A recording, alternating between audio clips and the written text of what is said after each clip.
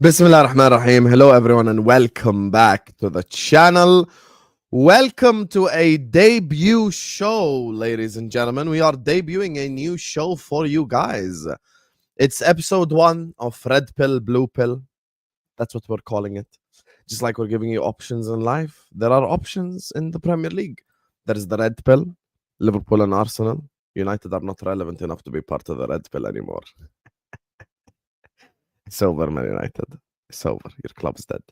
And we're going to be talking about the Blue Pill clubs, aka Chelsea and Manchester City. So this is a debut show for you guys. This is a new stream. This is a new idea. This is a new podcast, if you'd like, that is going to be dropping every Tuesday at 2 p.m. UK time. That's the weekly time for it. And we're going to cook with the stream. This is going to be an unbelievable show every week on a weekly basis. Joining me, first and foremost, my Red Pill partner, who will probably be even, you get me?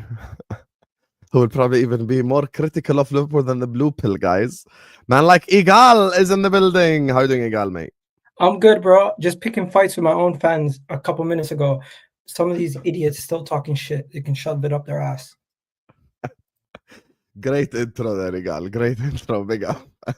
Big up, big up, big up, big up. Why is everyone saying Orny?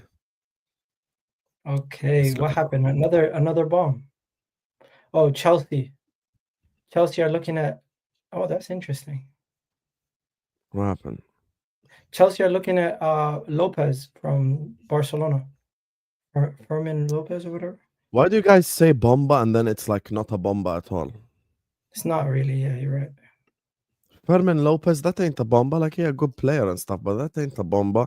Guys, bomba is like Isak, gyokeres. You know, that's like bomba. This is like more like, you know, like burp.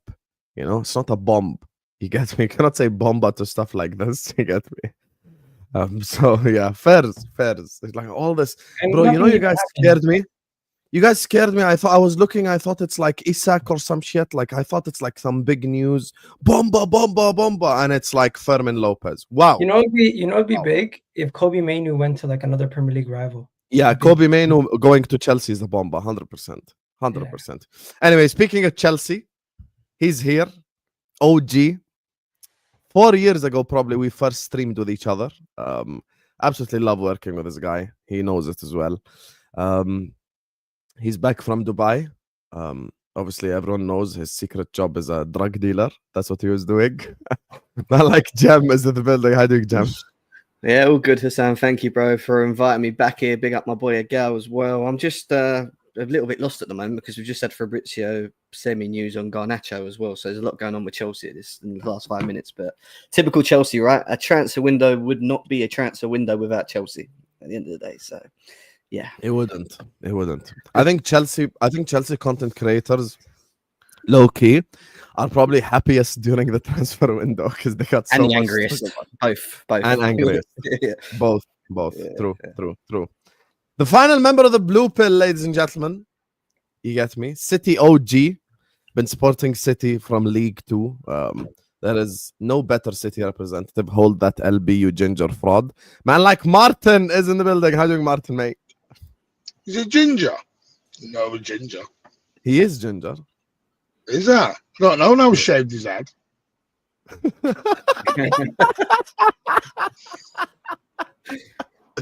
Big up, Martin. Big up, Martin.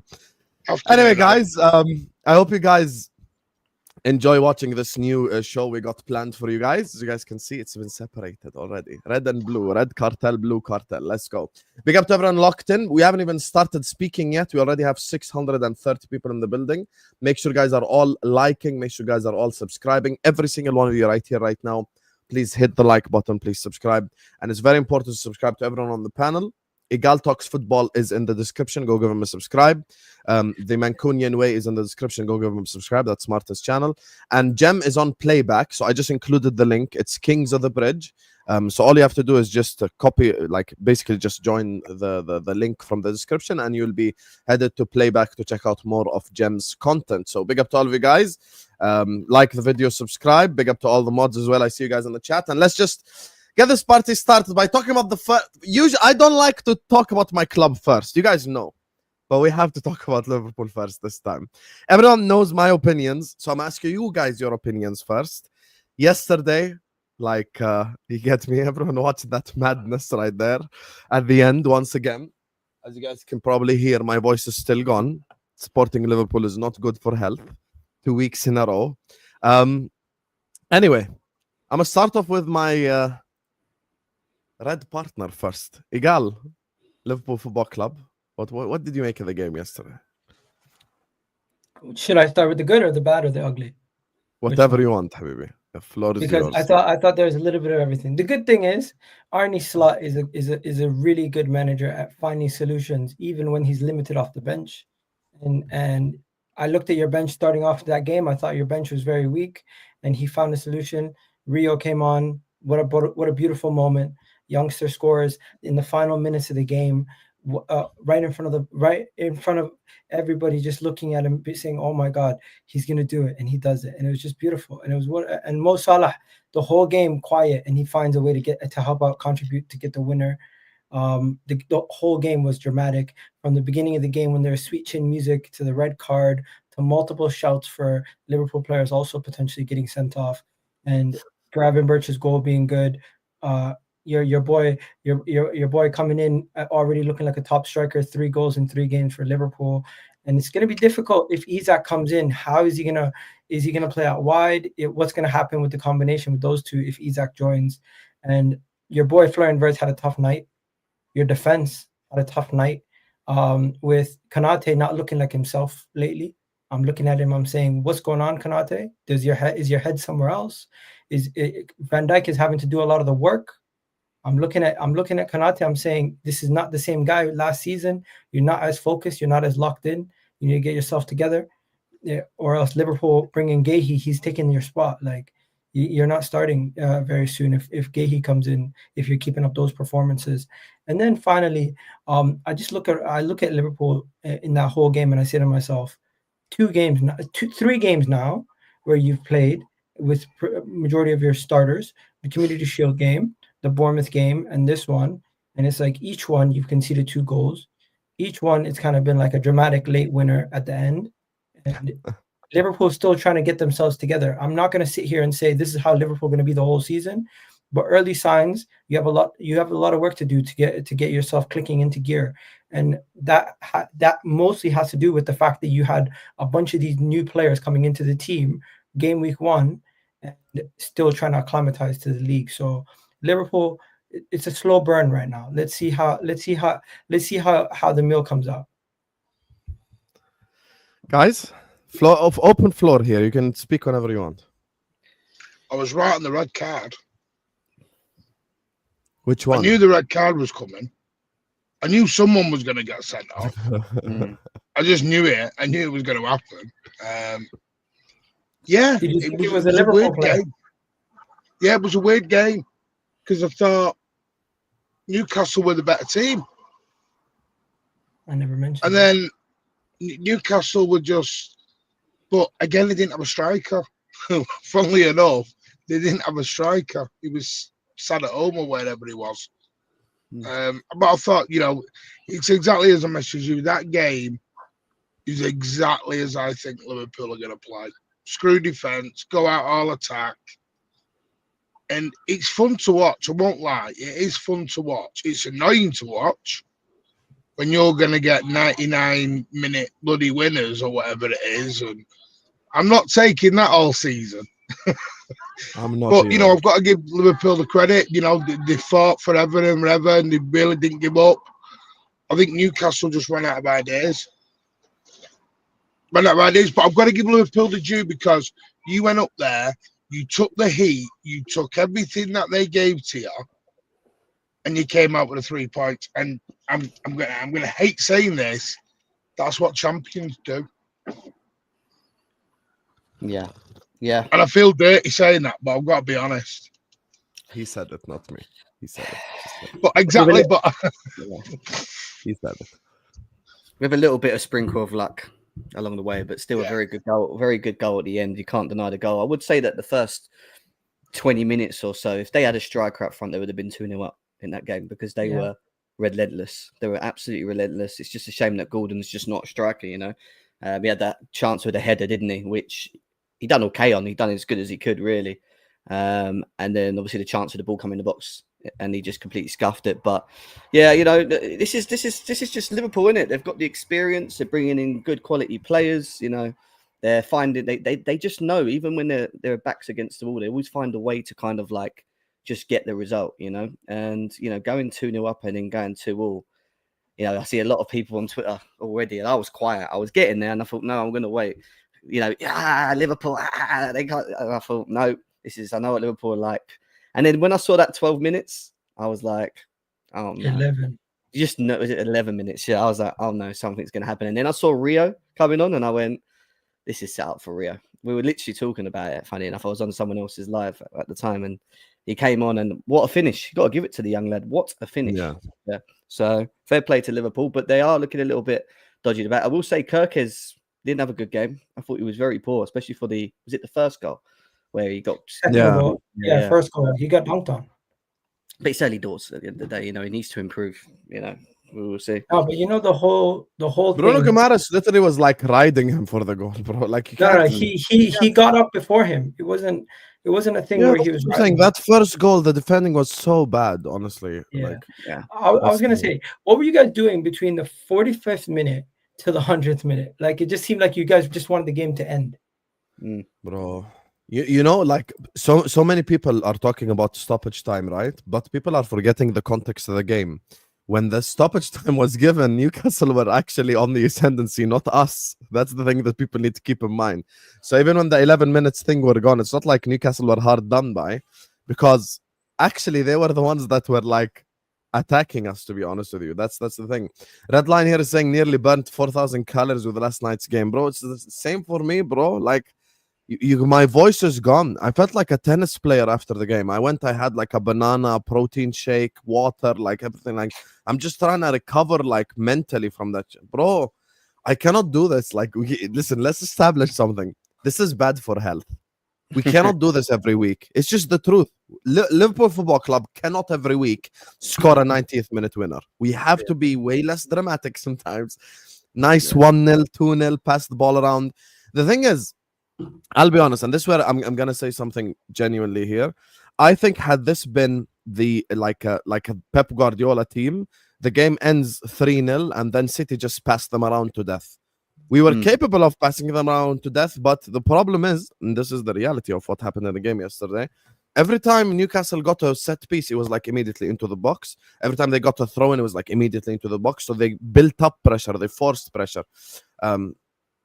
So that's the thing. So for me, I look at that game, and the way that we won that at the end, oh my god. Like, did we deserve to win? No, we did not deserve to win. We didn't. But in the words of Martin said that, chat, not me. In the words of Martin, this is a champion's win. You get me? The way that you win at the end like this, bro, given the emotions of the game, given like everything that's happened with the game, it's just, bro, thank God we ended up winning, because with 10 men, I think our performance in the second half was like embarrassing, to be honest with you. Yeah. Second half performance, oh my God, we couldn't pass to save our life, we couldn't keep the ball, couldn't do anything. And I think Newcastle, until probably Liverpool scored the second, were using their emotions all in the wrong way. They weren't using their emotions right. Then they started using their emotions right, and they actually built up pressure against us, to be honest with you. And let's establish something. St. James's Park is no easy place to go. I was going to say, you can ask Martin, you can ask Egal. Egal hasn't even had a shot on target there in the last 3 years. That's how difficult that stadium is. Our finishers are terrible. Yeah, it's just a boat ground, though, isn't it? Really? Like, yeah, it's a difficult ground to go to. Like, it ain't easy. So give me the 3 points, get me out of there, and don't send me back there again, please. Like, I'm let me done. ask you a question though. Aren't you concerned about the actual squad at this moment in time? What, the depth?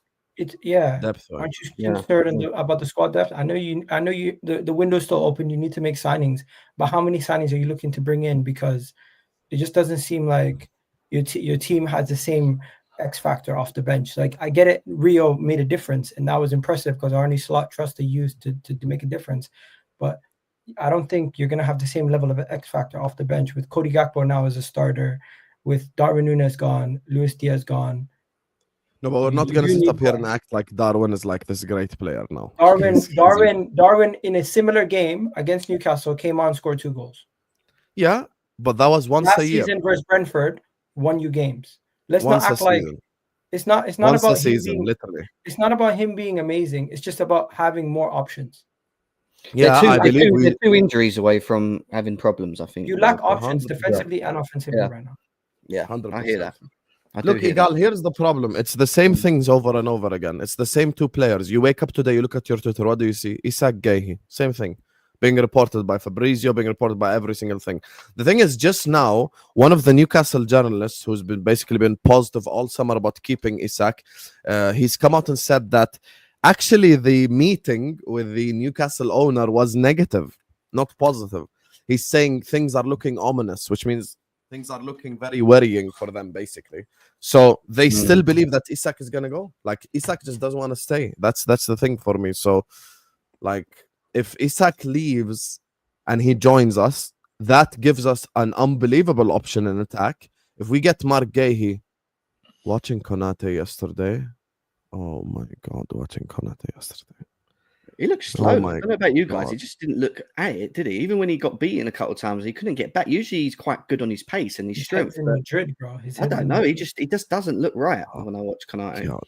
You know, I don't even know what to say about Konate's performance yesterday, bro. Like he was so crap. Actually, I'm never gonna say Konate is better than Saliba ever again until he gives me like 20 good games, bro. Like it's just this was so shit yesterday. I can't even make that claim anymore. I just can't. And I saw some people online going at Virgil van Dijk. I'm like, guys, if it wasn't for Virgil, we'd have conceded like 5 goals. Like, we're actually watching the game. Like, he's the only one that like saved us in the game, almost, to be honest with you. So, yeah. Do you guys think Liverpool end up buying Isak? Do you think it's gonna happen? No. Honestly, I hope it does, because this Isak distraction is distracting you from actually filling your squad depth and improving your team to the level you needed. If you were to have actually gone out there and got in multiple pieces to help fill out the squad, I think that would do more for you guys this season across all competitions, rather than just spending 150 million on Isak. Look at City. City could have got Florian Wirtz for 150. Instead, they got Reinders, Cherki, and Ait Nuri. That's 3 quality players for a similar price to what you spent on one. And I think Liverpool, for the first time, you guys spent big on two players, but you could have probably done with some spreading the money for at least one of these players. If you spend what is it, 150 on 2 players each, and then what is it, 90 on Ekitike? Yes, you got 3 quality players, but you're still gonna have holes in your squad depth this season, and it could have cost. I think if we sign Isak and Guehi, we're good in terms of depth. It's debatable. You're still depending on Cody Gakpo and what do you call it, the youngster Rio as your left wing options, and you're still relying on Chiesa as the option for Salah. They've got numbers though, haven't they? I mean, Yeah, we got like not Isak and nearly as Guehi much make as a last difference year. in terms of numbers. Because you Of wouldn't course have, they're for gonna make a example, difference. Bosley playing at right back, would you? For example, you know, which is pretty crap. Yeah. For them. Of course they're going to make a difference, but last year Yeah. you had much more numbers in attack. We did, but now we have quality numbers. That's the difference. Like you tell me right now, would I rather have like Núñez and Diaz playing in the 9, or would I rather have Isak and Ekitike? I'm choosing Isak and Ekitike all day. Ekitike, by the way, I told you all, chat, it's time to give people their credit. Did I not tell you fundamentals of football? Me and Egal had an argument about why Ekitike is better than Sesko. I hope Egal even sees it now, because Ekitike is fundamentally sound. It's the same thing with João Pedro. My energy is the same for everyone. I wanted João Pedro at Liverpool. I said João Pedro is fundamentally sound. I said he would improve the players with better players around him. So for me, João Pedro and Ekitike are similar players. You can see if you have a good first touch, good passing ability, good link-up play, and you move to a better club with better players, you're going to get better. Like, Ekitike could never shine like this at Frankfurt. Let's be honest here. Like, what are we doing here? He could never shine like this at Frankfurt. Yesterday, he took his finish first time. Unbelievable finish. And for me, it's all the things that he does without scoring. Like bringing Salah into play, bringing Gakpo into play, interchanging with the players, passing it to Wirtz. By the way, him and Wirtz are combining well. The thing with Wirtz is he was shit yesterday. I'm not one of the people who give excuses, but it's also 2 games in. I give you example. Rodri, Fabinho, 2 of the best DMs we've seen in the Premier League probably last 10 years, took a while to settle down. Andy Robertson was not able to bench Milner at left back for the first 2 months. So sometimes players just take time. By the way, this goes in reverse. Ekitike has scored 3 in 3. I don't think Ekitike is going to score 38 Premier League goals. You get what I'm saying? So, like, you have to give, because Ekitike is going to go through a bad run where he goes 5 games without scoring, maybe 4 games without scoring. Same with João Pedro. But you want to know what helps them? The fact that they are fundamentally sound. So even if they don't score, they will create a chance. Yeah, exactly. That's the thing for me with Ekitike. But yeah, he wasn't able to bench Moreno either. Alberto Moreno wasn't able to bench him. So for me, look, I think Wirtz was very underwhelming. Very disappointing performance from him. My thing with Wirtz is, and I don't know if you guys noticed this, it's just the fact that it feels like he's playing in slow motion still. Like he's not used to the pace of the league. I agree. It's the adaptation for me when I watch him. Too many times yesterday, he was holding the ball too long and he just needed to let it go, and he was getting caught on the ball. And that is where you have to give him a bit of time, you know, because that is an adapting phase from Bundesliga to Premier League. Will he come good is still a big question mark. We spoke about this yesterday, and I said to you, I expect him to have high numbers this year, you know, because not only just because of the price tag, but because of the player he is and what he's done, especially for, you know, over there. So I expect him to slowly start ticking as the season goes on. And I think once you get him more involved in your playing style, where his vision starts, you know, coming in and he's playing these through balls and little balls, a little bit like what Enzo does for us, you know what I mean? Little balls over the top and this, that, and the other. Then you'll see, I think you'll see an overall better Liverpool, but also a better Wirtz for sure. Hey, it's going to be a tough game this week for him. I don't expect him to turn it around and have a good game versus Arsenal, but it's also difficult teams he's been going up against. Newcastle, he's going to be going up against Arsenal. Bournemouth was a very much a back and forth game, where it was more like a basketball game at times. I think he's going to settle down once you start seeing him playing against some of the teams lower down the table, gaining more confidence, getting himself used to it. But yeah, I don't expect anything on the weekend. I'll tell you that. We'll speak about that when we get there, Egal. Just final question. Do you guys think Isak and Gueye end up at Liverpool or not? No. 5 days left in the transfer window. No. I hope not. I don't. If they get, I don't know. Or do you think one ends up there and one not? It's so late in the window that I'm happy that Liverpool is going all out for Isak, because it's kind of now put you in a situation where if you don't get these guys, how are you going to pivot? It's so late in the window.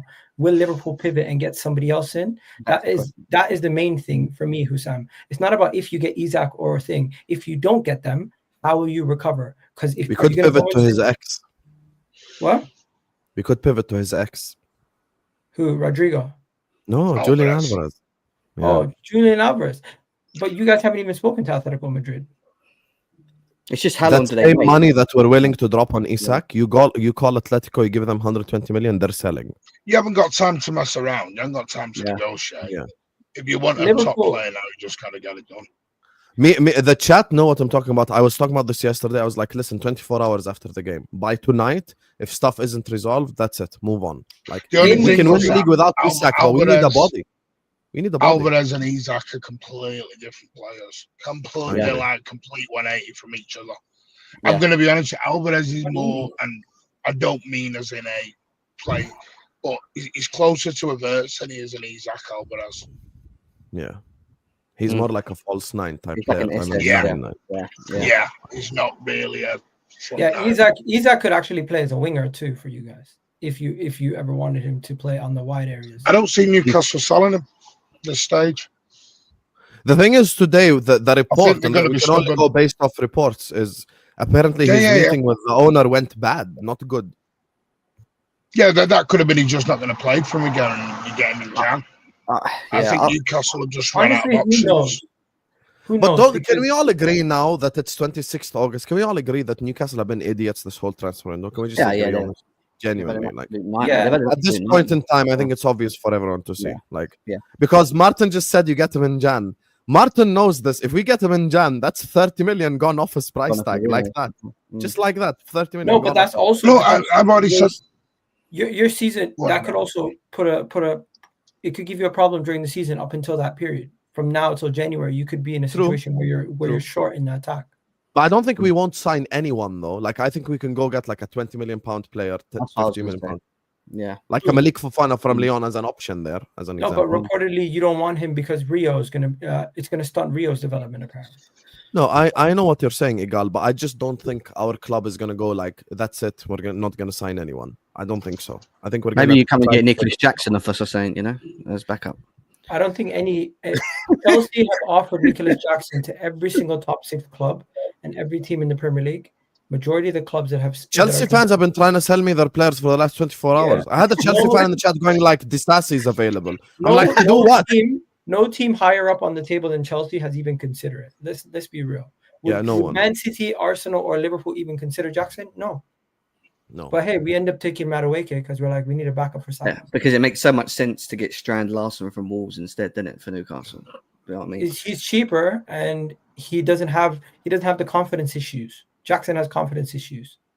Is he cheaper? Hang on, is he cheaper? It's only 60 million. That's what I'm saying. They rejected 60 million. Jackson, they're not cheap at all. They want 80 to 100 for Jackson, bro. No, we were happy to reduce it to 60, roughly. They're not getting that. I never heard that. I would rather have Strand Larson than Jackson. I'm not gonna lie. Here's the thing from a Newcastle perspective. I'll be honest with you guys. I still believe both transfers will happen. Call me crazy, but I still think it's gonna happen. And you guys know, like, I'm capable of criticizing my club and stuff, but this is not positive or some speaking. This is just realistic. Looking at the way, because here's the thing. Yesterday, I was worried about the Newcastle owner being there. The fact that he went there and Isak is still saying the same stuff, for me, shows me like, yo, he's gone. I think this is going to be resolved a lot quicker than we think. And I think the same thing with Gay as well. Crystal Palace are trying to sign another centre back. Crystal Palace need to sell. They need to sell for FFP reasons. It's the truth, PSR. So they can't just like sit there and go like, oh yeah, we're going to let him go on a free next summer. They can't afford that. So that 30, 40 million makes a difference to them. There was news about the City thing, but I don't know what we're doing different this summer. But literally Fabrizio tweeted today, he only wants Liverpool. So, hey, we'll see what happens. You better keep an eye out if he plays on Sunday. Because if he plays on Sunday, that'll give you a sign of like, when is actually transfer deadline? Monday 7 p.m. Monday 7 p.m. Oh my god! Because imagine if he plays on Sunday, and then something happens. Like you never know in football. If they keep him out, then it's a good sign that Liverpool actually might get him. Palace play away at Villa on Sunday. Yeah, it's at like 7 p.m. Yeah. They play after us. After the game against Chelsea, the manager asked him to go over to the fans and clap, and he just walked past him, ignored him, and walked straight down the tunnel. Yeah, but he then played the next game. Yeah. Who? Gay. Yeah. But then he played the next game, got a clean sheet away in Europe. Yeah. And then played versus Forest. So it's not. I don't think it's a big deal. I think Gay right now, on form, would take Konate's spot. Let's keep. Oh hell yeah. Yeah. So, but isn't he more of a left centre back than the right? It doesn't. Ahmed, if you're lying, I don't care if I don't care if you send super chat. I'm gonna ban you if you're lying. I'm gonna go right now. If that super chat is a lie, I'm going to ban you. Telling you right now. Breaking news have decided to be honest. Do not lie. That's a lie. I'm not seeing that. It's come out of my phone. He's. You sent £5 to lie. He sent £5 to lie. He did. Come on. You spent £5 to lie. Is he lying? It's a fake joke. No, it's a joke. Come on, it's a lie. It's a joke. It's Anfield papers. You have to double that as an apology now, or I'm gonna ban you. I'm gonna read the super chats. By the time I get to yours, it better be doubled as an apology, or you're gonna get banned. Very No, simple. £20 each. £20 each, just as an apology. Nah, I'm a nice guy. I'll let him off for £10. You send £10, say sorry, I won't ban you. Very simple. That's your choice right there. Anyway, let me read these supers before we move on, talk about different clubs. Guys, we have 1,600 people in here. I've got Martin and his Bugatti. I've got Egal, Jem, and Hussam, like old school terrorists from 4 years ago. You can't even hit the like button. Can't even hit the like And button. I'm ill. I've actually come on here ill. I'm coming here ill with a major eye infection at the minute. Come on, man. Close the live chat, hit the like button right now. Close the live chat, hit the like button. If we get to 500 likes before Ahmed apologizes, we'll ban him. You get me? So let's get to 500 likes now. Big up to Morshin, who says Said's reaction to Rio's goal was a classic. I'm sure everyone on the panel has done this before, but I just went back to all the channels and I was just looking at everyone's reaction to the Rio goal. But I was the funniest shit ever. Like, oh my god, Said did this. He was speaking to Matisse again, like 2 weeks in a row, bro. Listen, Said and Matisse, please be talking on the phone during the Arsenal game as well, because you seem to be our good luck charm. I want Rodrygo more than Isak. Hope for both. I don't know if Martin agrees, but it seems like Rodrygo's staying at this point, which I predicted. Me and Martin predicted this as well. Fucking like 2 months as well, by the way. For a I while. knew he was gonna sit and go like, I wanna stay at Madrid. Oh my god! I knew it. I just knew it. Like, just. Do you agree, Martin? You think he's gonna go? No, I think he stays put. I think he's. Yeah. The thing is, I've said this to City fans. Stop believing everything Fabrizio, because Fabrizio has been so clever with all this. If this, if that, pushing this, doing that. Yeah. Fabrizio, big up Fabrizio. You get me? I know how much Fabrizio. Yeah. I've been saying it since the Arsenal fans over Twitter were saying we're getting Rodrygo. I was saying he ain't going nowhere. I said he's staying. For a man who's so unhappy, he don't want to leave. Nah. He's so unhappy, he don't want to leave. Mate, that very makes weird. sense. But then there was also like Alonso coming out saying, I don't get it from a footballer's perspective, though. You're sat there on the bench, like the manager trusts Arda Güler more than you in a World Cup season, and you're going like, yeah, I want to stay at Madrid, bro. Like, I'm not even sure I want someone with that mentality at my club to begin with, like, genuinely. I don't think he's cut out to play in the Premier League. He's a toothpick, guys. The guy is literally a toothpick. And what made me realize it was that post that he posted of him doing squats. Man was doing squats with 2 plates. I'm pretty sure all 4 of us could do squats with 2 plates. Like, you're a professional footballer. Wow, Egal. Egal's calling him out personally about lifting. No, genuinely. Hey, we're talking about lifting. I do a lot more than 2 plates myself. I don't think bro, he's doing squats what we would do chest press. This is what I'm talking about. So I personally don't think he's cut out for the Premier League. I think if he was to go to Italy or stay in Spain, that would be what's best for his career. Coming to the Premier League where people would barge him off the ball, bully him, he would struggle to acclimatize. And anybody who pays the kind of money that they're paying, which is like superstar type money, would need to at least get a loan with an option to buy, because he has the risk of potentially becoming a flop. As good as he was in Spain, there's no guarantee that that's going to translate in the Premier League. And I'm happy that Arsenal didn't go for him anymore. And majority of the time when I was hyped about potentially getting him, I was viewing him as just another piece of the puzzle. I was never viewing him as a superstar. People were thinking he's going to be a superstar. And then you watch the Eze intro video and you're like, you fell in love. Bro, I hear it. Say what you want to say. Look at him smiling. I knew it. You cry watching that video, be honest. Say what you want to say, but there is it's very risky when you see somebody with this kind of mentality right now. It's very risky. Hussam, I think I fell in love yesterday. Watching Szoboszlai at right back was like watching Maldini upturn from a hater to a stand. Hey, I was telling you guys last season, man, put Szoboszlai right back. People laughed at me. You could have played Darwin Núñez right back. He would have been better. Bro, Szoboszlai right back works. I'll be honest with you. That's the thing. So, yeah. Will it work versus Eze? Let's find out. I'm just saying, bro. Big up Szoboszlai. Big up to you, Yanis. Wirtz need to improve, yes, but we also need to adapt to playing with a 10. We haven't had a 10 since Coutinho left. Nobody's passing the ball to him. And people need to deep. First game, we didn't play Gramberg. Second game, we didn't play McAllister. Actually, Arsenal is the first game where we're going to play all three together. McAllister is the type of player, and Jem knows this. I've already said this yesterday. Yeah. I rate McAllister and Enzo highly because they're the two players who can pass the ball properly. McAllister would have picked up Wirtz in those pockets of spaces at least 3, 4, 5, 6 times easily like this. He's a better passer than Gravenberch. He would have found him the ball in the right groove, in the right areas. And then we will see. We will see like how it works for me. So Ahmed, you're going to get banned now. Thank you for the money. Hold this ban right here. Appreciate you. Big up to Queen Nadra, who says, Justin, Isak's meeting taking place right now with all high-level officials.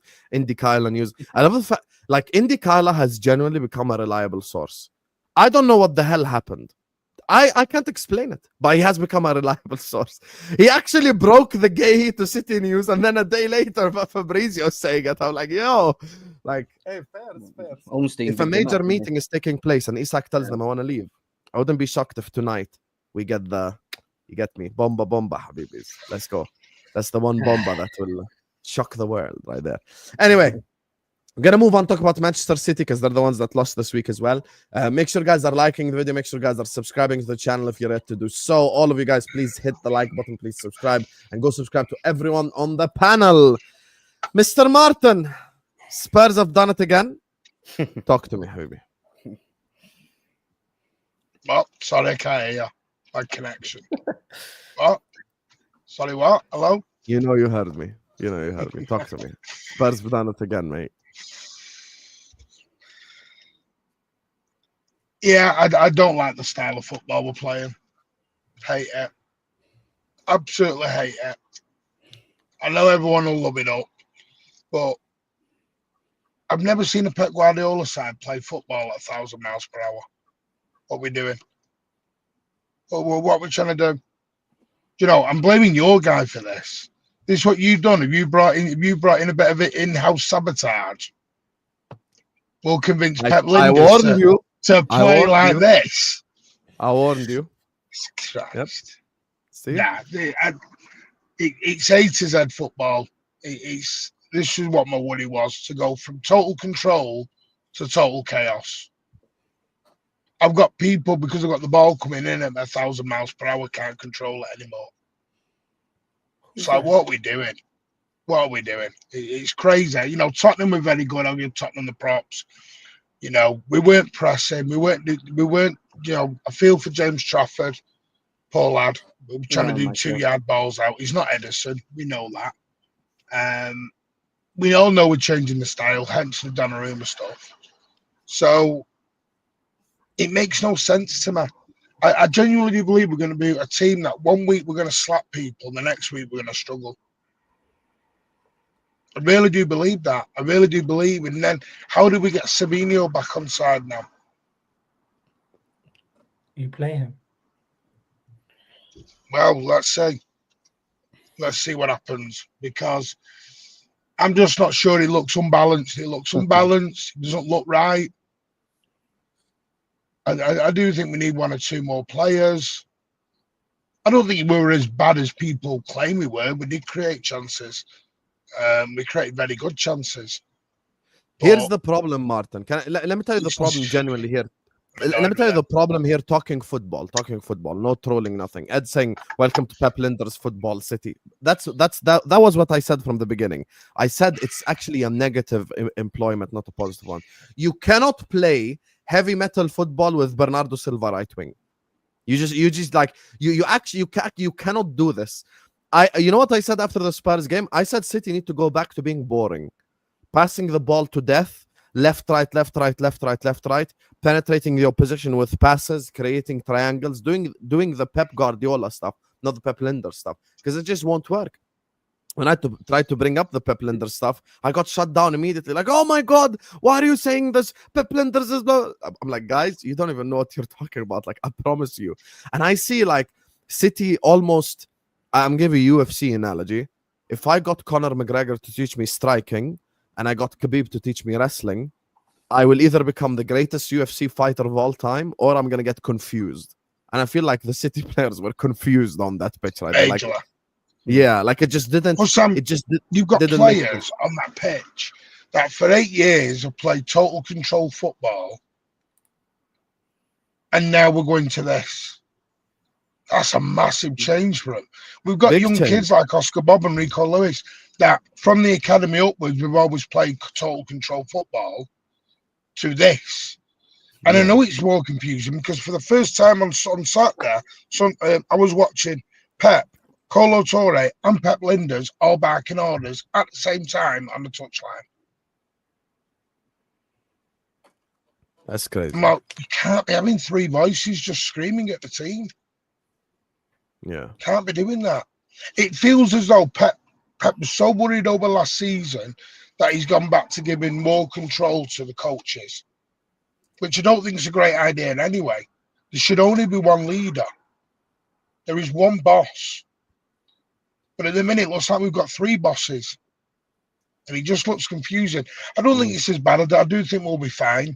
Once, it's one of them. Once I think they get used to it and we get our groove going, we've got the players there to be deadly as anyone. The problem is, Martin, next week don't get easier for you because you go away to Brighton. So that's not an easy game either. Like, it's not like a guaranteed win. Let me say this. Teams go into these games versus Man City and they say they're a very easy team to play against. They do. Man City of old, either you're going to get blown out and you're going to lose 4-0, or they're going to control the game and it's going to cause you frustration, and eventually they're going to break you down for a second goal. I think Spurs controlled the game. This City team doesn't have control of the game, and they don't look like they know how to play together. They look very disconjointed. The goalkeeper making silly mistakes. The defenders asking for the ball in dangerous areas when all over the pitch there's little mistakes. Players who you would put your bank on to finish chances like Marmoush one-on-one, not finishing them. It's just the confidence is not there. And then also they need Rodri fit.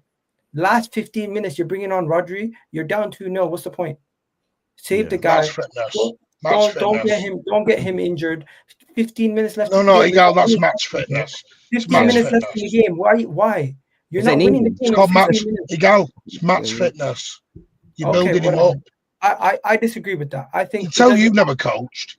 Hey, I'm just telling you my opinion. If you tell me why you think 15 minutes because I've coached. Because I've coached, and that's what Egal. What confidence is that sprayed into anybody? That's what physios do with players coming back from injury. You build up the time. Did he come off the bench versus Wolves? No. Why didn't he come off after 4-0 win? Why didn't he come on at that point rather than coming on when you're chasing the game? Because the physios might not. He wasn't even in the squad against Wolves. Okay, he was sat in the stand. My mistake then. But was he actually not in the squad? Martin, I'm looking at that. I was just thinking that was very silly. I'm thinking you guys need him fit, ready to go. What you want is you want us to chuck him on 90 minutes against your lot in a few weeks. No. I'm not saying chuck him in versus Arsenal. I'm saying obviously he's going to get eased in, but I didn't think 15 minutes when you're chasing the game trying to win made sense. But hey, that's irrelevant. Bringing it back to the game was already gone. The game's already gone. The main point is teams can press you and win the ball back. Ederson was so crucial to your build-up and everything that you guys did, the confidence that he breathed into your back line. If you guys are really going to change your system and go with Trafford and whoever, what's the other, Donnarumma, you're going to see a lot of these kind of mistakes. If you're asking for those guys to still play the same way as Ederson, they're not Ederson. They're not going to be able to be as composed on the ball. They're also not going to be able to give Erling Haaland the outlet that he used to have with Ederson. The reason why other teams had to respect Ederson is probably the best passing keeper ever, by the way, in history. The reason why people had to respect Haaland playing offside, because you know what? At the end of the day, Ederson could ping the ball from one half to the other and find Erling Haaland through on goal on a regular basis. Trafford did it on Saturday. I don't think he's capable of doing that on a regular basis. Yeah, but he did it. I don't think he can do it like Ederson. The problem is for me is City are buying Donnarumma, right? And this is where we're talking about confusion and stuff not making sense. Donnarumma, by the way, could make as well the same mistake that Trafford made, because Donnarumma is not that good on the ball. That's the thing. Like Donnarumma as a shot stopper is unbelievable, but Donnarumma as a passer, that's the reason why Enrique is selling him anyway. Why do you think after winning the Champions League he's like, let me get this Chevalier kid? Because Chevalier is a better passer. I mean, listen, I get it, Osam. Let's not shut the baby out with the bathwater. it's not all completeness. I know we're down sat there. No, I'm jumping not like saying it's a all the complete time. mess. I'm just saying Donnarumma's I'm not saying a your good defense captain. is a mess, and your Yeah. team looks like they don't know how to play together. Yeah. This Man City's defense has always It's been a one little game. bit iffy, and it is Oh, one it's game. not But one game. The Club World Cup, in- you guys were also making similar mistakes defensively, even with Ederson there. Yeah, in that game specifically, though, I actually thought the World Cup midfield is what let them down, because they just lost the midfield battle. The midfield was everywhere when I watched them. You know, I thought midfield. Oh, yeah. I thought Spurs won the midfield battle, which then led to them having the problems they had in defense, because defensively they didn't really have anything from the midfield. But then the other problem you've got going the other way is when you're not creating enough for Haaland, it's non-existent. You know, and who's meant to be doing that in the team? I actually thought Marmoush is. I thought Marmoush was okay. To be quite honest, I actually thought he was probably their best player. He missed their best chance of the game. But they need that. They need to be creating more for the guy up top. You know, that's why he's there. You know, and if the midfield like Cherky and the other one Reinders can't be doing that in games, His hips were lying in that game. then you're going to have problems. Man City are going to have problems going all the way through the season if they can't get them too involved in games. It feels. I think they need time to gel a little bit, and I trust Pep, not Linders, Guardiola, to figure it out. But I think they need to go back to what made City successful in the first place, which is the Pep style of football, passing it around, keeping 75% possession, dump boxing teams in. I think that's what made them successful. The problem is that even though City had 60% possession, the reason why I say I feel like Spurs controlled the game is because Spurs pressed them high up the pitch. Like Spurs' press was actually high up the pitch, so they were pressing their centre backs almost. I think Kusanov probably is a player that need to be more involved as well, because I think defensively he's very good. The only thing is with like this Donnarumma thing, Donnarumma will save chances. Like Donnarumma will save you in terms of like you'd have to score a really good goal to basically make Donnarumma concede. But his problem is passing the football. So it's kind of, would it shock me if Donnarumma, let's say, made the same mistake Trafford made on the weekend? No, it wouldn't shock me, because his strength is not passing. His strength is shot stopping. And I think he brings that to the team. But I think Pep need to take control. Guardiola. I think Guardiola need to take control of this whole situation, and everything need to go back to his style, because this just doesn't work, and you're not bringing the best out of Haaland as well. Actually, I think Haaland created the chance for Marmoush, actually. Like the one that Vicario saved. Haaland was the one that played that through ball to Marmoush. The problem is, Haaland is the type of striker, we all know this, you need to create him chances, bro. Like, you need to create Haaland chances. The only chance I think he had was the Cherky cross when Vicario saved it. That was the only real chance he had all game. No, he had the one with the header he put over the bar. Yeah, that's what I'm talking about, the Cherky cross. Yeah, the Cherky cross where he headed it. Just when you said he saved it. Yeah. My bad. Yeah, the one that he headed over the bar. Do you feel like the difference between the two games is, what do you think the main difference is between the two games? Martin, let me ask you that before I give my There was no Bernardo Silva. I think you got to play Bernardo Silva in there with Nico Gonzalez. Nico Gonzalez can't be a 6 on his own. When Bernardo was there, he had the cover. He had Bernardo there doing the dirty stuff. Nico can't do it on his own. I think once Rodri and Foden and that come back, I think we'll be fine again. We just need to get them back in now. Get them match fit and get them going. Yeah, you know what? I was just going to say a similar thing. I was going to say, in this game, Erling Haaland, behind him, had 4 guys who've never played together. You had Reinders, Cherky, Oscar Bob, and Marmoush all playing behind Erling Haaland. This is the first time I've seen this formation being done. So I don't know how often you guys did this in the Club World Cup. But as for a unit, they don't have anybody there that's been there for long enough to know like the ins and outs and everything. You do need more consistency. You do need more players who've been working together for a little bit longer to build that chemistry and to just understand how to play together. And that's one of the main reasons also why I said you guys didn't seem like you knew how to play together, because it wasn't just defensively. It was your all-around game at times did not look as smooth as it always does. And that just comes with playing with each other a lot more. Yeah. Time will fix this, but they need to fix themselves too. Like, that's the thing. It's not just time. It's about them I'll judge fixing... it after 10 games. Said that. After 10 games, I'll make the judgment. See where we're at. But you see, the thing is, Martin is level-headed. But you see, next week, City lose to Brighton away. I promise you, the City fans' meltdown is going to be mad. It doesn't get any easier. Martin is not going to be worried about me and Egal. He's going to be worried about his own fans after next week if they lose that game right there. So. Oh, they're already pep out, some of them. Don't worry. Oh, they're already pep out. That's crazy. That's crazy. Okay, let's move on. Go on. I was just gonna say they play Brighton, Man United, and Arsenal. If they don't pick up at least 6 points from Man United and Brighton, going into the Arsenal game, Hamza's gonna be losing his mind. It's gonna be hilarious. Hamza's already losing it, bro. He's like, this is so embarrassing. Oh, I will not let Slot. He was there. He was watching it live. Bro, he's crying everywhere, like on every application. Big up Hamza. Guys, we're just 20 likes away from 500 likes. Let's get there. Make sure you guys are liking and subscribing, please, right here, right now. Move on, talk about Arsenal, ladies and gentlemen. Mr. Egal? Here we go.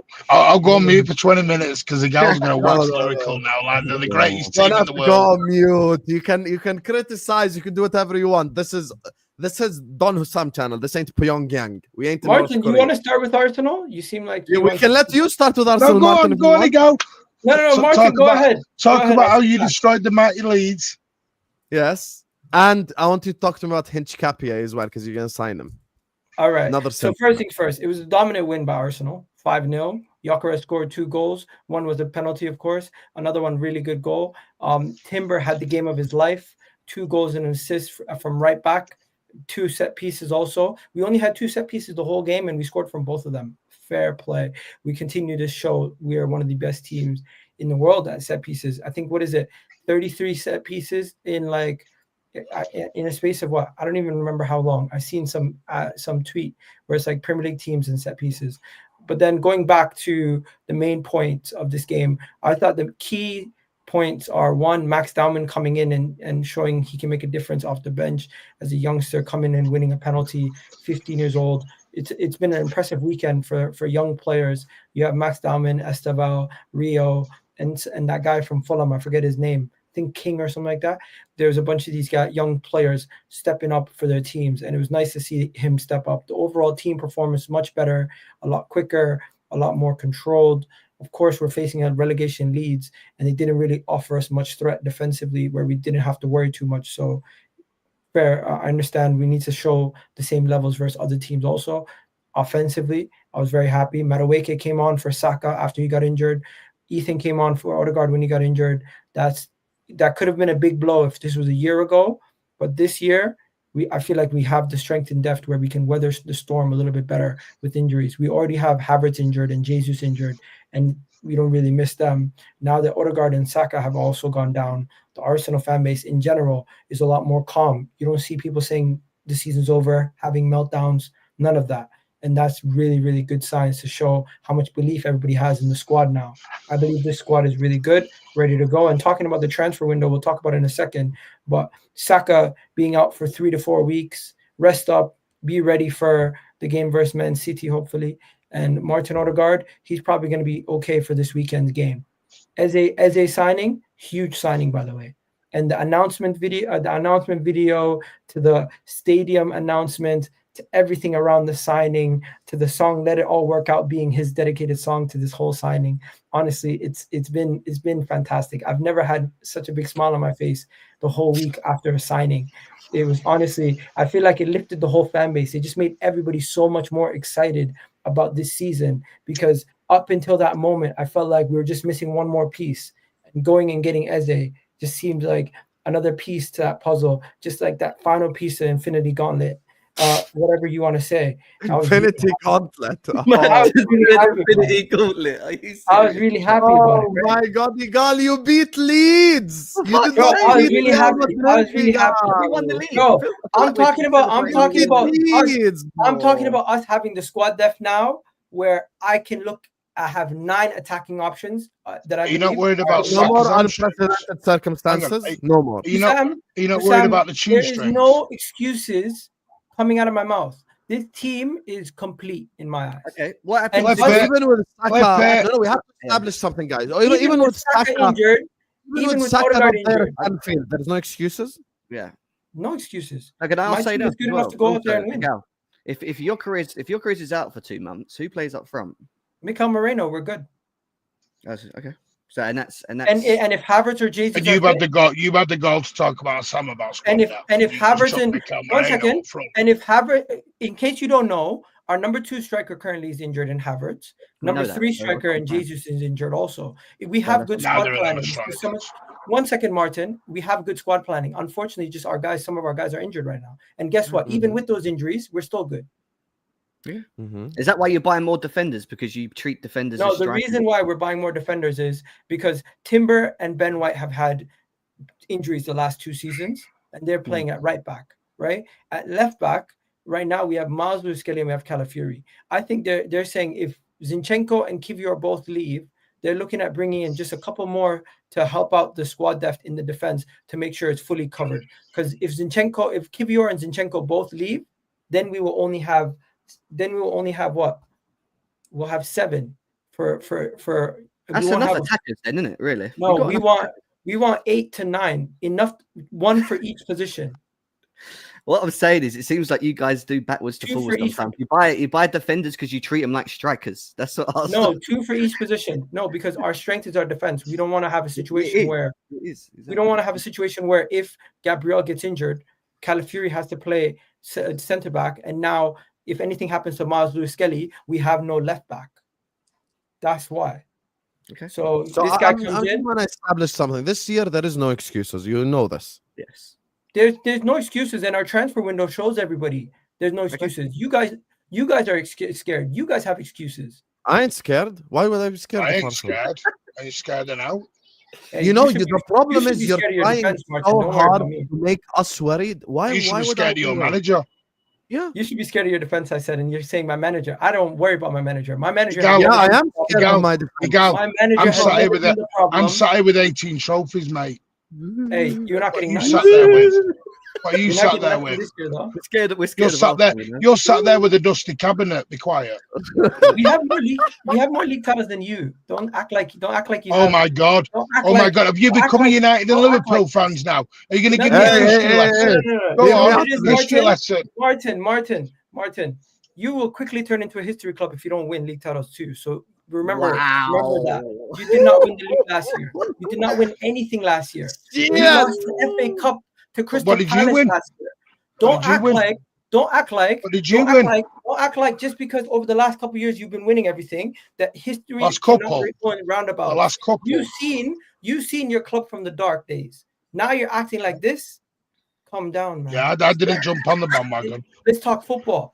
We're not acting like kids on Twitter now. Let's not do that. Egal, man. You're acting like a kid on Twitter, jumping around because you beat the mighty Leeds. Talking about trophies. We're talking about the football. mighty Leeds. Last week, you're telling me you only beat Wolves 4. I actually downplayed the result versus Leeds.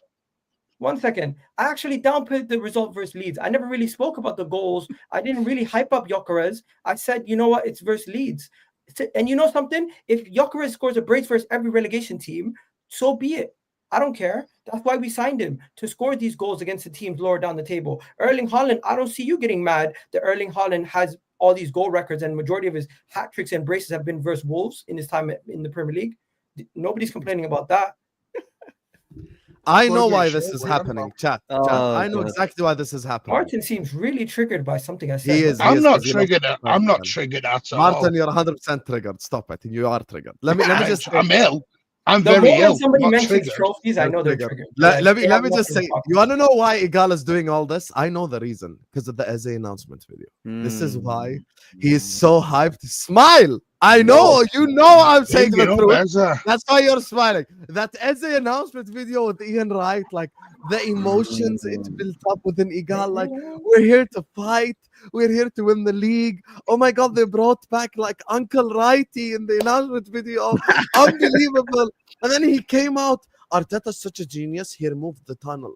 And now, as they walked out immediately, motivational genius, you know that. There, you guys don't understand Arteta's genius bringing out the tunnel. So for me, like, I know for a fact it's that Eze video that has made Egal do this. It's not even the 5-0 win. It's the Eze video. It's the fact that he knows you don't have to watch Martinelli left wing anymore. And guess what? Fair enough to Arsenal. Eze is a very good player. He improves you. 100%. You know something? People can't just call it as it is. Arsenal's having a great transfer window, and of course, as an Arsenal Yeah, fan, I agree. As an Arsenal fan, I'm going to be very excited about the season. We have been this close every year, and we've always said the transfer window is why we have not gotten over the line. Everyone else improved, and we didn't improve enough. This season, we're not taking we're not taking nothing for granted. Every single situation where a player walks out the door, we're replacing them. It's to the point where I'm seeing Barcelona fans saying they're jealous of Arsenal's transfer window. That's how the level of window we're having. I have guys like Kobo talking about he's jealous that what do you call it? Hincapie is linked to Arsenal off the back of them already having solid defenders. This is what we are right now. And you know something? I've been waiting for this ever since we moved to the Emirates. This is what we've been waiting for. We've been waiting for us having the confidence and belief to say we have one of the best teams out there. And I think it is no longer delusional to sit here and say you have one of the best teams. We genuinely do. Do you have the best squad in the league? I believe we do. Even if Liverpool sign Isak and Gehi. Did I stutter? You heard it here, chat. Even with Isak and Gehi, Arsenal still have the best squad in the league. That's crazy. The only reason why you're favorites is because bookies generate who's the favorites. In my eyes, Arsenal are the favorites at this moment in time. So no excuses if there's no excuses if they don't win the league. There is no excuses. Hey Martin, if I do leopard in the tree, now you know why. See? Nothing. I can't compete. People say I'm rattled. The arrogance. You sound like it's not arrogance. Don't They've always had this arrogance. arrogance. Every year they have this Do arrogance. not confuse arrogance with confidence. When you sat here with the confidence knowing your team won 3 league titles in a row and you're behind in the points tally, you didn't give a shit because you knew your team was going to get over the line. I know what my team is capable of. I know what our flaws have been. We have solved the majority of our issues. We've solved all of our issues, and now it's to the point where we just show everybody. Let our football do the talking. Let our football do the talking. That's it. Yeah. It's game Leopard over. in the tree. RIP everyone in the Premier League, man. We're finished. When we win, Liverpool are the underdogs. When we win, yes. When we win, yes. Okay. And you know something? Everyone wants to talk about, Arsenal fans are cocky, Arsenal fans are this. I back my team. I believe in this team. I back my manager. I believe in the squad. At the end of the day, you guys don't have to. But tell me why, rather than just say you're cocky, you're arrogant, Martin. Cool, man. Because I'll tell you why from my perspective. Because I just don't believe in Mikel Arteta. That's it. Exactly. I don't think Mikel Arteta can make this concoction of great players work. Have you had, by the way, as things stand, right? Just as things stand, without any further additions, so this is negating Isak and Gehi and negating everything else, negating Donnarumma. As things stand right now, Arsenal have had the best transfer window because you've covered all your holes. You've signed gyokeres. You're going to get Hincapie now. You've signed midfielders. You've signed forward line players. You've done everything. Arteta actually now has all the ingredients he needs, which means, I don't know if you guys have ever watched MasterChef, but when you got the mystery box, you got all the 5-star ingredients, so now you have to make a restaurant quality dish. Do I believe in Arteta's coaching ability to get these players over the line? No. That's my thing as a rival, because I did back Arsenal. I did. For 2 years, I said Arsenal will win the league. For 2 years. All Arsenal had to do was beat Aston Villa at home, and they would have won the league. That's all they would have had to do. And Liverpool last season, people laughed at Leopard in the Tree, but it was the reality. Imagine we were doing the same exact stream with us four in August last year. Most of us would have said either Arsenal or City to win the league and Liverpool to finish third. Most of us would have said that, me included. I said Arsenal were going to win the league. Like, I literally said it myself. But then, to watch the way that Mikel Arteta coaches the forward line, for me, look, you beat Leeds, great. But Leeds was never going to be the test. Okay, Hussam. The test is next week, and the tests are who? The tests are the mid-table clubs. Like Aston Villa always give you a tough time. West Ham always give you a tough time. Brightons, Brentfords, Bournemouths.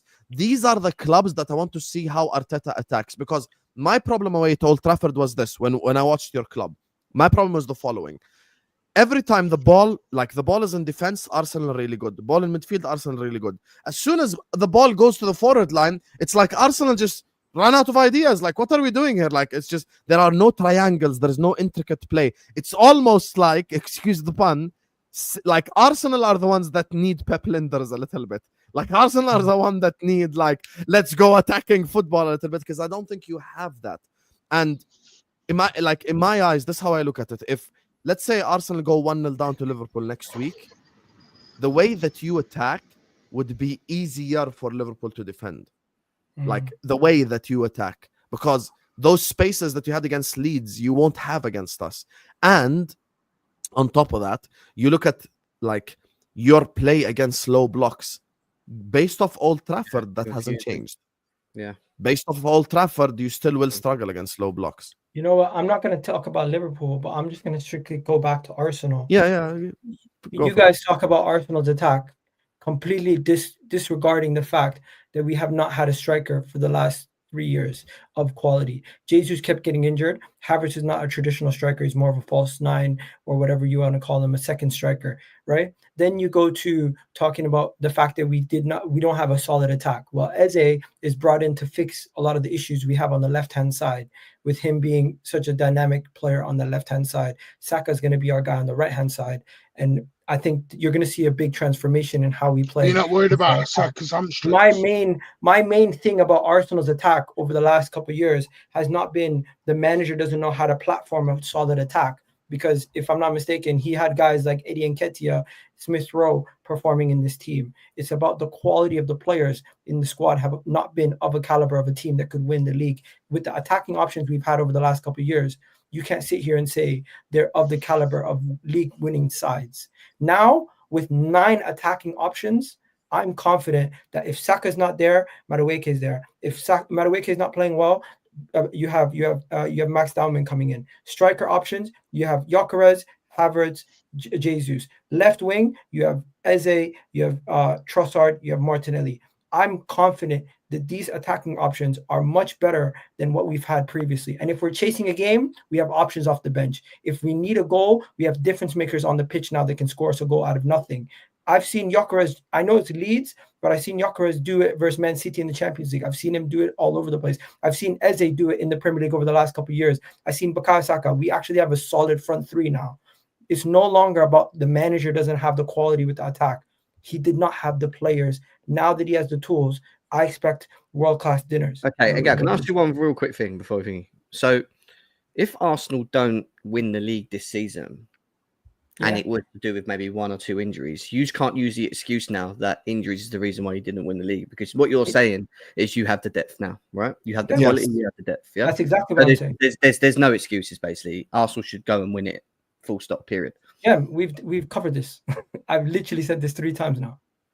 But no, I'm just waiting for you. I just wanted you just to clarify that. That's you saying you're winning the league, and even if you do get injuries and you don't, then what? What happens if you don't? Is it a case of Arteta's not good enough? Yeah, then we can have that discussion. Then you would admit it this year, basically. Then we can have that discussion, yes. But at this moment in time, I don't believe there's any excuses. I think Arsenal have the best squad. I think we're favorites. And I think no injuries. We learned from our lessons last year. That's why we're going and signing a Hincapie after we get rid of 2 defenders. We're going and getting another defender. That's why we're looking at bringing in Eze on top of what we've already done. That's why we went and got Gyokeres. And this is why I'm saying there's no excuses. You guys are saying there's no excuses. I echo your remarks. Cool. Just wanted to know this early in the season. That's all. Anyways, you keep trying to say, at the end of the day, you guys don't believe we're going to win. You don't believe we're going to win because of the manager. Who knows? But you can no longer say that this squad is not of a caliber of a team that can win. It's got all the ingredients it needs to go on and do what it needs to do, yes. And I believe that was what was holding us back, not the manager. Mm-hmm. I do have my question marks along with what Hassam said in regards to Arteta, but that's about it. We will see. We will see over the season. That's where I'm at with Arteta. Yeah. I think he's the weakest manager in the 3. The weakest manager of the 3, because he hasn't won the league. That's a fair remark. Tactically, that's a fair remark because he hasn't won the league. Put it this way: would 2-2 last night at St. James's Park? Would Arteta bring on Max Dauman as an example to win the game? He's done it. He's brought on Ethan. Egal, he brought on Max Dauman 4-0 up against Leeds. Let's not do this. Come on, you have to be honest. 1 second. The man was about to get sacked. He went with a front 3 with Smith Rowe, his first game against Chelsea. 3-0 win at the Emirates. Let's not act like he hasn't taken massive risks and gotten results. In my opinion, Pep Guardiola has shown less tactical flexibility over the last year than Arteta has. Guess what? Man City had multiple injuries in the midfield, multiple injuries in the defense. They couldn't find solution. Arteta had multiple injuries in the defense and in the attack, and he went with Mikel Moreno to the burnabout and got results. This guy couldn't do it with better players, apparently. So where's Pep? I feel like you don't give City the same leeway, Egal, because City as well. City had a lot of injuries. He just doesn't like saying that. No, we had more injuries than City last season. You've got to think. No, you didn't. No, you didn't. Wallahi, we did. Go check the numbers. You really didn't. Okay, I'm actually going to check right now, man. Egal, we have no. Egal, we have Jamal Sims. We had more. Egal, this is not the Egal show. Like other people. No, we had more injuries than you. Pep Guardiola was incapable of doing the same thing Arteta did last season. Let's not act like Arteta wasn't dealing with major injuries last season. Pep is the better manager than Arteta. And so we wait. He could not find a solution. Egal. Simple. I got cold being triggered 5 minutes ago. Look at you in your soapbox. Chill out a minute. Hey, let's go. City, okay, so we're talking 24-25, right? Because you're saying that, okay. All out at once at the same time. Because at one point we had no midfield and no defenders. And we had no attackers. And we had no midfield. We had no attackers, and we had some of our best defenders out the building. Also, let's not act like yes, you had. We have no defenders, Egal. We have no defenders. We were going to like Champions League games with Jamal Simpson. Bro, we started Kieran Tierney. We started Kieran Tierney at left wing in a Champions League round of Kieran Tierney is a better player than any of our round of 16 as a left winger. Bro, watch this. Watch this. Watch this. City injuries. He started as a left winger. Wait, Egal, wait. What are we talking about? Foden, Kovacic, Savinho, Rodri, Bob, Gundogan, Ederson, Rico Lewis, Erling Haaland, and there was there was an injury to John Stones. I'm looking at it now. Akanji got injured. Gvardiol got injured. He had a knock in October last year. Kovacic got injured in November last year as well. Ake had a hamstring injury in December. Doku had a thigh injury as well. Like, I remember what I'm talking about. City had a lot of injuries last year. A lot. Arsenal had the most injuries in the Premier League. Okay, Egal, you know something. Let's not sit up here and argue injuries. I'm not lying. You want me to bring it? Okay, I got evidence. The problem is I don't know how to find injuries for a whole season. Here's my evidence. Injuries suffered. Most injuries suffered throughout the season, 2024, 2025. Manchester City had 18, Arsenal had 27. But can I tell you why this is bullshit, Egal? Because this even... Why is it bullshit? Okay, I'll tell you, no problem. Because this counts even someone who's out for a game with like an illness. Yeah, that will. I'm talking about like injury, Egal. I'm talking about like hamstring, knee, leg, blah, blah, blah. Let's do this then. Man City, Rodri, Ake, Stones, Akanji, Kovacic. They have those guys as injured. Yeah, but you see how I know this is bullshit? Wait. Because Oscar Bob had a broken leg, Egal. No, at that time, that's the players that they were saying were unavailable at that time, at the end of the season. Sorry, give me that list again. This is not even accurate. Yeah, that's not accurate, bro. Go back to City. Wait, here it is. Different types of injuries suffered throughout the season. It shows you the different types of injuries suffered, and then it shows Manchester City, please. Manchester City, they had a couple knee injuries, a couple knocks, a couple hamstrings, 5 muscular injuries, groin, ACL, ankle, 4 unknown injuries, and a foot injury. And then this doesn't mention that wasn't Bob like leg broken for a year? It doesn't mention broken leg. It doesn't mention Akanji's on Stones. All had operations. Edison was at what we're doing here. Yeah, that's what I'm saying. Egal. Unknown. Look. Here's the problem. When you start to add injuries, it starts bringing up knocks. So let's say, like you see Odegaard right now, he has a knock, but he might be fit for Anfield, right? That counts as an injury on paper. That's the problem. So you see how Saka had a bad injury, right? Hamstring. Him and Odegaard both count as 1 and 1. So it doesn't work that way for me. I never said anything about the importance of injury. I just said the number of injuries. We had more. Yes, at one point last season, can't count if a player can't play one game. We had a bench of EDS players. We had a bench of youth because we couldn't field anyone. Remember when City were playing Simpson Pussy? We had Max Elaine on the bench. You ever heard of him? No. What are we doing? Bro, anyway. We had Spike Bricks. Spike Bricks can't even get in our under-21 squad. And he was on the bench for us because we were that desperate with injuries. bro. Listen to this. Listen, This was we're our never team. gonna agree with Egal on This last was season. Arsenal's team in a round of 16 game because of our attack was dead. This was a Which competition? Which competition? round of 16 Champions League. You beat these lot 5-0, didn't you? Oh, the reason you're so shameful. I'm not even going to give you that. Because the only reason why you rotated so much is because you were 7-1 up. Yeah, you were 7-1 up Yeah, to say. what I are we doing? can go to Premier League You're going games. to sit I up can go here to and Premier lie, League games. Egal. I can go to Premier League games. You want me to go back? Come on, man. You're going to lie like that. That's what I was Stop it. thinking. You were like 7-1 up. That's why you were played winning that like team, 7-1, bro. bro, Have in that some game. shame. Regardless, you're still playing these guys in the Champions Have League. some shame. That's like me bringing the team that we played away at PSV when we already qualified, guaranteed. Egal, everyone does that. City were playing Mickey Hamilton in a Champions League game when we were qualified. What we doing? Yeah, Come on, man. that's an L. Unfortunately. Okay, watch this. Sean just actually sent me the real information. So, time lost injuries 33, days lost 1,133, games missed 138. City. Now you go to Arsenal. Time lost injuries 36, days lost 1,297, games missed 163. So overall, in terms of minutes, City only had 200 less minutes, 5,250, 5,050 for City. So yes, Arsenal did have a little bit. Oh, am I wrong?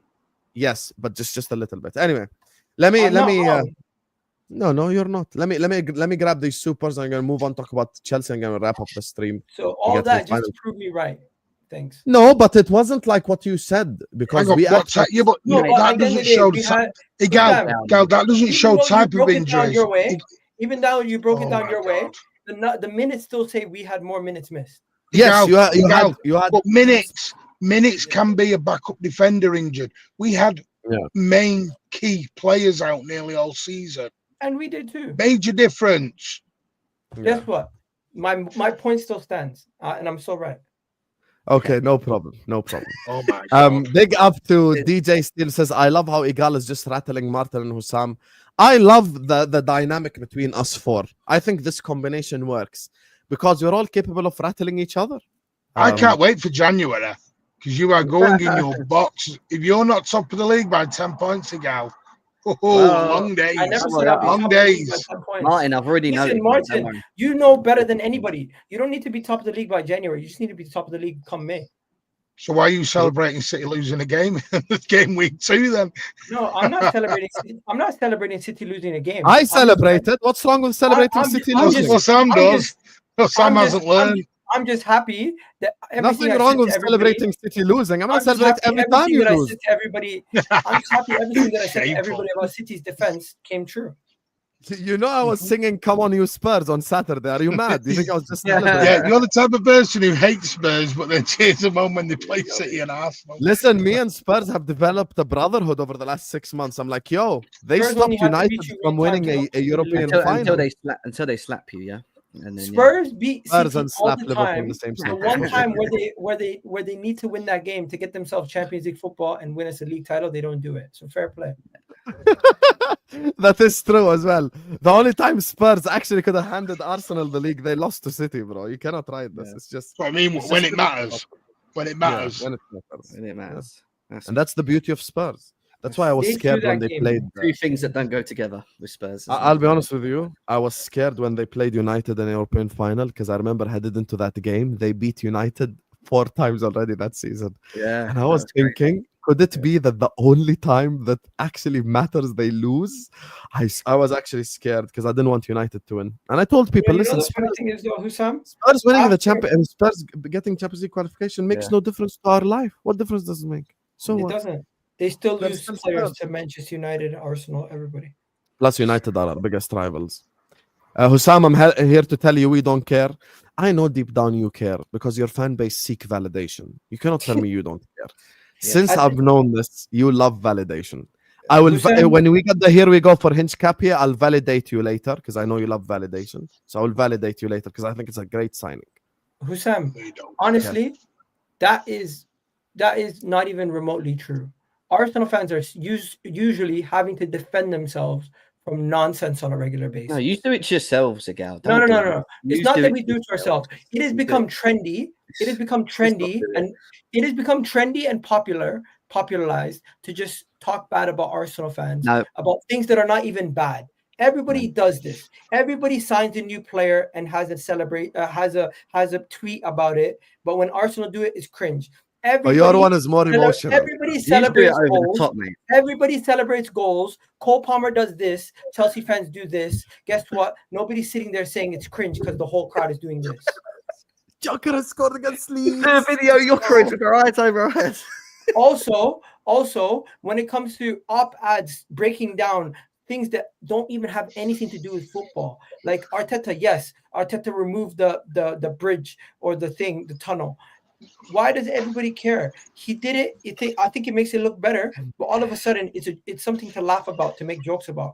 I really do think it has become fan culture to make fun of everything. No. And when it comes to specifically Arsenal, everyone piles in because Spurs don't like us, Chelsea don't like us, Liverpool don't give a shit about us. Egal, 4 years later after you have challenged, you still don't know that when you're at the top, you're hated. No, it's not about. You know how much shit people were. I had 1,600 people in my watch along yesterday, and as soon as Rio scored, it became 800 people immediately. Like that's just how life is, brother. You get hated when you're at the top. Arsenal fans dig holes for themselves. They dig them early, and then they get all excited, and then they sit in it themselves. And then they blame us for and apparently we're the ones that dig for the hole. Like you made it, mate. Do you know what I mean? They created it, and it's our hole. Our hole. Yeah, you made it. No, but you guys can admit that some of the stuff is just nonsense. Like people can't celebrate goals now. People can't celebrate goals. Man City fans were upset that the fans were taking pictures after the 5-1 win. Listen, you can celebrate goals. You can celebrate. I don't think there's anything wrong with that. Because that's not normal again. The difference between Arsenal and LFC is that Arteta would play for a draw yesterday if everything was going against them. He wouldn't want to lose. Yes, I do agree that this is the fundamental difference, which I think will cost Arteta at the end of the season. That was Egal's question, and that was my answer as well. I think Arteta is a I don't want to lose manager, and I think Slot and Pep are I want to win managers. That's genuinely the difference in my eyes. Like, we'd rather lose fighting to try to win than draw. Like, I think Slot wasn't going to take a draw yesterday, even though as a result, a draw at St. James Park ain't bad. But I think the difference is not that. I think the difference is that Arne Slot trusts everyone on your bench rather than Arteta, where I think he doesn't trust certain people. Up until now, hopefully, where we have a better squad. Up until last season, my spaghetti mafia right there. Arne Slot I think Diaz is the best player in the world. Off the bench. Good afternoon yesterday game. If that was Diaz and Nunes, and Diaz missed that goals the last two games, I'll be honest with you. The way that Rio took that, the composure from a 16-year-old is mad. First time as well. Didn't even take a touch, nothing. Bro, like so many players would have skied it in that moment. Like, genuinely unbelievable finish. I agree with Egal. Arsenal have the most complete squad. Great. I have no problem with that. That just gives me the chance to say no excuses at the end of the season. Arsenal are everyone's bitch, is what H is saying. Fairs. Can we see his old Madrid versus Arsenal lineup video? Unfortunately, that doesn't exist in my StreamYard anymore. I looked for it, but doesn't exist. Apologies, Ed. Remember, I told you Arsenal are winning the lead. Great, DJ Steele. I love it. Just don't hide. Just don't hide. Real reason Arsenal get hatred is because they haven't won a pip since San Andreas came out, but talk down on everyone. Spurs have had about 20 years. That's bullshit. That last line is bullshit. Spurs have a better 20. 2000. Oh, yeah. Do you guys care about trophies, or do you guys care about league position? Which one is it? Because both we've been better. I mean, what's the thing you need to do in football? What's the most important thing? We've won how many FA Cups in those 20 years? How many? Yeah, I'm just saying, what's the most important thing to do? How many FA Cups have you won in 20 years? 4? Arsene Wenger won. How many did Arsene Wenger win before 2004? I can't remember, but he won 4 before he did. He win 4 or 3 before he left? No, he won 3, and then we won. Arteta in won 20 years. Yeah, I think it was 4. Spurs won a Europa and a Carabao. No, he won 4. He won 4 in those final years before he left, and then Arteta won 1, and then now you also have You also have he didn't win any League Cups or anything in that time either. So unfortunately, it's just the FA Cups. Where Okay. Spurs have just won the one Europa League. Okay, They won the Carling Cup against us a long time ago. But yeah. No, but that was in 2008. That was in. But yeah, it was a little while ago. I think it was 2000. Yeah, let's Yeah. final topic of the day. I don't want to keep you guys for too long. This has already been an Yeah, incredible so show. two trophies in 20 years compared to what, 5? Let's just do a quick 5-10 minutes on Chelsea. Yeah. Mr. Jem, Yes. talk to me, brother. Chelsea, Fermin Lopez, as you see on the news. Garnacho news not going away. And you won 5-1 this week, so talk to me. Yeah, I mean, on the pitch, we done what we need to do without Cole Palmer. I would probably say that we struggled to do that last year and the year before. The one thing we have done this year is give ourselves a bit more quality in depth. We thought we had quality in depth last year, but we didn't. that was shown once we got to December in second position and then fell off when Jackson got injured. But we're in a position now where we're looking better. We're still looking to add to it. The transfer window seems to be going crazy at the moment again, with Chelsea being very involved up to the deadline. There's links to Fermin Lopez, there's Xavi Simons, there's Garnacho, and these are all players that I think will add quality into the team. Even Garnacho, even though I'm not the biggest fan of him, I still think he'll probably give us something for the right price. Our only problem still, why I say we can't win the league, is just that we've just, the goalkeeper scenario is a big thing for me. And defensively, I'm still unsure. Even though we had the third best defensive league last year in the Premier League, we haven't got Colwill. And Colwill's been very good. He's been very good for the last 4, 5, 6 months for us, to be quite honest with you. And without Colwill, there's the question marks. Can Chalobah, can Tosin, can all these defenders that we've got come in and bring that consistency? And that's the next big thing with Chelsea. Can they be consistent enough in a 38 game league season to be in and around and challenging for titles? I don't know the answers to that. Probably not at this moment in time. But should we be up there and challenging? Yeah, I think we should be. Esteval looks like a very good young player. Still early doors, but for what I've seen of him, I think he looks very promising. João Pedro, by the way, he's been very, very good. Very, very good from what we've seen so far.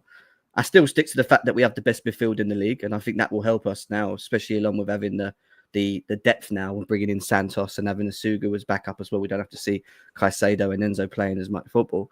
But I just hope we finish this window strong, Sam. We start. If we go and get Xavi Simons and we go and get Garnacho, I think that gives us the extra attacking quality that we do need, because last year we struggled, especially near the sort of latter end. But we have to get rid of Jackson and Hincapie, and that's becoming a bit of a problem for us at the moment. So who knows with Chelsea? We'll see. We'll see by Monday. Chelsea are a very interesting club. Very interesting. Like, you watch Chelsea, and I'm interested to see what they're doing. I agree with Jem. Their starting midfield 3 is great. By the way, DJ Steele, my argument was never that who the team played. Like, my argument was always just about the style of play. That's why I criticized Chelsea against Crystal Palace. Because against Crystal Palace, they were so lethargic and slow, and like they turned up thinking they're just going to beat Palace just like that. You get me? So that's why for me, bro, like, I'm going to be honest, I look forward to watching more and more of Chelsea. Let me see what they're going to do. That's the thing. João Pedro already. Go for all the Chelsea fans who think I'm gaslighting or blah, blah, blah. Go watch my reaction to Chelsea signing João Pedro. I didn't lie. Like I said, I think he's a Firmino region, and I stick by that. Like, I think he's that good for me of João Pedro. I think Esteval played well. West Ham are shit, bro. We have to establish this. They're crap. And that's why Chelsea were capable of beating them without Cole Palmer, because they're crap. So had that been maybe Brighton away, something like that, that would have been a lot more difficult challenge. We've got Fulham at home over the weekend, and Cole Palmer's injured still. So so that's a more difficult challenge for me. So that's why I'm saying I'm interested by Chelsea. This is how I look at, for me, from a Liverpool perspective. City, I can never disrespect, so I'm always worried about. Arsenal, now with all their squad additions, I don't trust their manager, so they have a Ferrari, but basically the driver is like Martin, the driver is like just sorry, Martin, but you get what I'm saying. Like, it's not like Lewis Hamilton, is it? Like, I'm just saying, I'm driving this Bugatti because I don't know what I'm doing? Big up Martin and the Bugatti. And then I look at like Chelsea, and Chelsea is the type of team, you know, when you're driving, you just look at the mirror to make sure the guy is not getting too close to you. I'm just side-eyeing Chelsea. Like, I'm just looking like, are they coming a bit The too unknown, close? isn't it? Yeah. Yes, Chelsea are in that unknown area. Like, let me You just don't see know what what you're they're going to gonna get. Are you going to get Yeah. brilliance? Because they can offer you brilliance, Yeah. do. Yes. but you can also offer you what you got against Palace. Yeah. I agree. And that's the consistency issue, right? Yeah. That's where I'm at with City Yeah. at the minute. I think Yeah. City and Chelsea are in the same sort of boat. Which one are you going to get? Yeah. I agree. What do you think, Egal? What do you think of Chelsea? What do you think of Chelsea? I think that game shows more about how bad West Ham are than it does actually Chelsea. and I don't, and I'm not even hating. No, but he's right. He's to a I don't degree, think. agree I with don't it, think. but yeah, to a Don't degree. forget Sheffield. Who is it that they played the week before? Crystal Sunderland. Palace. Sunderland is the first promoted side to win their first Premier League game. Sunderland. Oh, West Ham played Sunderland, didn't Oh, they? West West Ham. Ham played Yeah, West Ham yeah. played Sunderland, and that was the first promoted side to win a 3-0 game in their first game in the Premier League. That just Okay. goes to show you that they're championship level at this moment in time. Okay. And Chelsea conceded the first goal and then went on to go blitz them. And fair play, you can look at individual performances for the players, but the two teams, I can't judge them fairly because I don't feel like that gives me a good grasp of how I can't gauge how good Chelsea really are. Yeah. When West Ham are getting beat by everybody at this moment in time, and their manager is so bad that the only person worse than him is Ruben Amorim over the last 30 games in the league. I hear you, but the only thing I would say is that, like, for example, you played Leeds and they've just come up from the Championship. West Ham have been a Premier League team for a very long time, and don't get me wrong, they are poor under Potter, but for us to go over there and still do what we did was important for us because they've been a problem for us in the past, you know. So, you know, I get that, but they're still a Premier League team, aren't they? They're always in there. They're always in the Premier League, and they're always, you know, they're whether they're good or not, they're always there. You've got to beat what's in front of you. And at the end of the day, don't take this as an insult to Chelsea. It's simply just to say, if Chelsea were to do this again versus another team in the league, then I'll be like, you know what, this is a good enough sample size. But it's the second game of the season. I seen you struggle versus Palace when they played a solid defensive shape against you. You broke down West Ham and you destroyed them. But I don't think West Ham have a good platform to defend against a top team at this moment in time off the back of getting destroyed by a relegation side or a newly promoted side. If this was any one of our teams facing West Ham, I'd be saying the same thing. If and even versus Arsenal, when we played Leeds, you didn't see me hype it up. I just said, you know what? You can look at good individual performances, but overall, it doesn't give you a good grasp of how things are going to work out for the remainder of the season. But hey, one major solid is Cole Palmer's not there, and you still see reasonably solid attacking output from your team. And that's the main positive you should take. Do you guys rate Delap? Do you guys rate Delap? Do you think as a backup? Yes, as a backup. Do you think he's good? Yeah. Do you think he'll give us? I think he's made a wrong career move. Me too. I think he should have moved somewhere where he would start week in, week out. I think he should have gone Newcastle. And I don't mean that in any disrespect to Chelsea. I think Delap struggled. He's kind of in the same position he was at City 5 years ago, a bit less, when Aguero was injured and he had his chance to come up, and he played against Bournemouth in the Carabao Cup, and he looked very good, scored a great goal. Yeah. And then he got injured, and then he just got dropped again. He doesn't. I think he thrives on being the main guy. Yeah. Now it's whether Chelsea will give him that main guy tag. I'm not sure they will, because he's a very old-fashioned striker, Delap. I nicknamed him the new Alan Shearer in the way he sizes, the way he backs into defenders, the way he backs into defenders and wins and bounces off them. He's very... Liam Delap would have suited football in the 90s. Yeah, he really would. He would have, definitely. You don't realise how tall he is. I've stood next to him. The guy, he's quite a big unit. Okay, Martin, Mr. I sit in the box. You've gone all posh now on us, huh? You go to the box. You're no longer between the fans and all this. Mr. Martin from Manchester is now in the box, ladies and gentlemen. He's a celebrity. You got me. I'm in the box tonight. Yay! I'm stood next to Liam Delap, guys. Let's go. Martin, a Mancunian way, guys. Make sure guys subscribe to his channel. You get me? He Stood did come next out to of our him. academy, you know. Yes, you I know, can tell. the final thing I'm I going to say think with Chelsea, it's just interesting what happens. And to be honest with you, I look forward to like watching Chelsea. I look forward to watching all our clubs. I think this is gonna be one hell of a season. Anyway, Yeah. guys, look, I'm gonna wrap up the stream one here. more thing before you Yeah. go. Chelsea are kind of flat track bullies on a regular basis, though. They are. But why couldn't they bully Crystal Palace? No, because they similar to Why? how Arsenal, West Ham, the Fulhams, those are the tough games. West Ham's the tough games for Chelsea are the teams like Crystal Palace who are defensive, where teams like West Ham, Wolves, Brentford, teams like West Ham, Wolves, and the promoted sides, they're going to do this to them on a regular basis. I want to see them versus the top. The reason teams. why I disagree is because Chelsea lost to Ipswich. They struggled against like Leicester and shit. So I don't agree with this. Yeah, I actually think Chelsea do better against the mid-table side, but we'll see. The top teams is where Chelsea struggled last year. The top 6, they struggle against them, or at least the title contending teams. Well, we beat Liverpool, didn't we? They were drunk at that point. But still, yeah. They were drunk at that point. Yeah, and you lot, well, yeah. That's another story. Wait. When you beat Liverpool, they told me they were drunk, so I can't take. We were. If West Ham play Leeds, my money's on Leeds.